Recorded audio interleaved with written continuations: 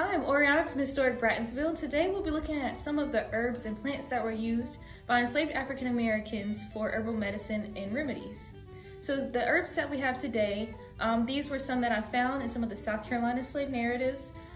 These were people who were formerly enslaved from South Carolina and were interviewed by the WPA in the 1930s. So a few of the items we have today is burdock root, Asafoetida, and black cohosh, which is also called black snake root.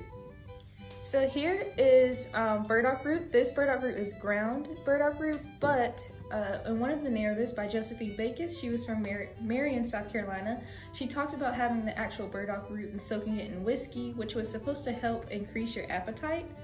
She said that you take it 3 times a day and it was a very bitter mixture and it would help your appetite if you couldn't eat. Alright, so here we have black snake root. And in Josephine Backus's narrative, she's from Marion, South Carolina, she talked about using black snake root soaked in whiskey to help increase appetite. If anyone could not eat or they had a low appetite, they would soak it in whiskey and take it 3 times a day. She said it was very bitter to drink, but it did help increase their appetite. Alright, so here we have ground burdock root. In another account, this was also another root that was soaked in whiskey and then they would drink the mixture. But burdock root has anti-inflammatory and antifungal properties, so it would be used for fungal infections, for gout, blood purification, things like that.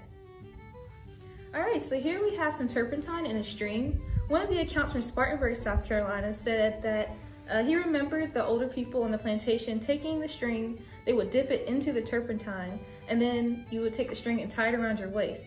And what this was supposed to do was keep away chills. He said each time you felt a chill, you would just tie another knot in the string. Alright, so here we have Asafoetida. It's very strong and smells like onions. This is powder form, but it actually is a plant that originates from South Asia, so it's used a lot in South Asian cooking. But what I've noticed from some of the narratives is that turpentine and Asafoetida was often used together to open the nasal passages.